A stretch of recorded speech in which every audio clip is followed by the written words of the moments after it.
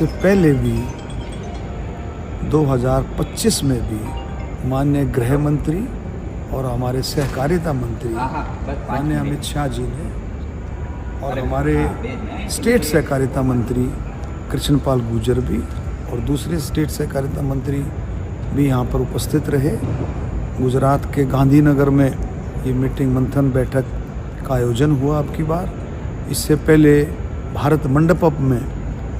में पिछली बार 2025 में इसका आयोजन हुआ था और सहकारिता मंत्रालय की विकसित भारत में एक अहम भूमिका निश्चित करने के लिए माननीय हमारे सहकारिता मंत्री,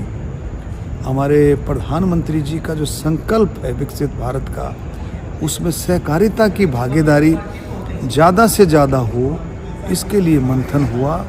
और उस मंथन बैठक में कि किसानों को हम और ज़्यादा मजबूत कैसे करें, महिलाओं का सशक्तिकरण, सहकारिता से सहकारिता से समृद्धि,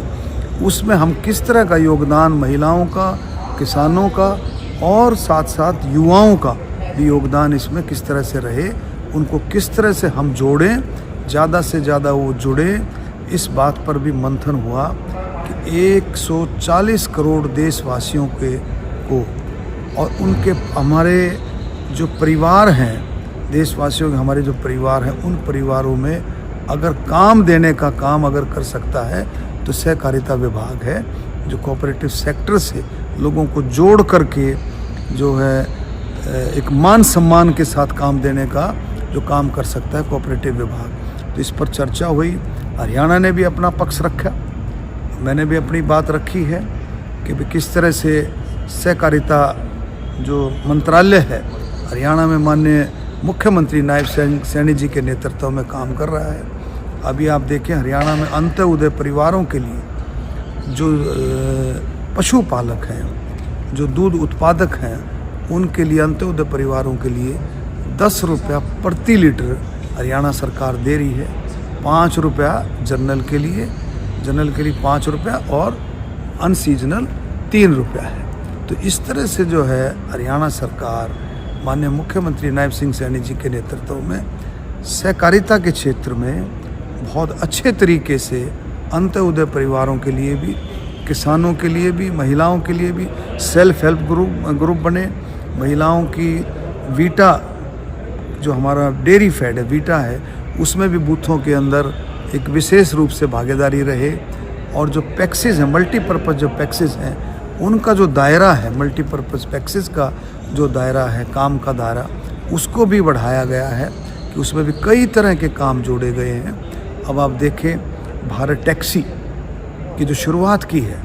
माननीय सहकारिता मंत्री जी ने, वो दिल्ली, NCR और गुजरात 3 जगह उसकी शुरुआत है। हरियाणा का नेशनल कैपिटल रीजन का में बहुत बड़ा हिस्सा हरियाणा का है और आप देखेंगे 3 लाख ड्राइवर ने उसमें रजिस्ट्रेशन कराया है और 2 लाख के करीब हमारे NCR नेशनल कैपिटल रीजन के ड्राइवर। आप समझ सकते हैं कि कितना बड़ा लाभ हरियाणा को दिन पर दिन सहकारिता विभाग की तरफ से होता जा रहा है। तो निश्चित तौर पे सहकारिता से सहकार का जो सपना है, इस सपना ही नहीं बल्कि हकीकत है। और इस हकीकत को विकसित भारत के साथ कि देश का 2047 का भारत, विकसित भारत में सहकारिता विभाग का विशेष योगदान हो, ज़्यादा से ज़्यादा योगदान हो, इसकी तरफ हम सबको मिलकर के बढ़ना है।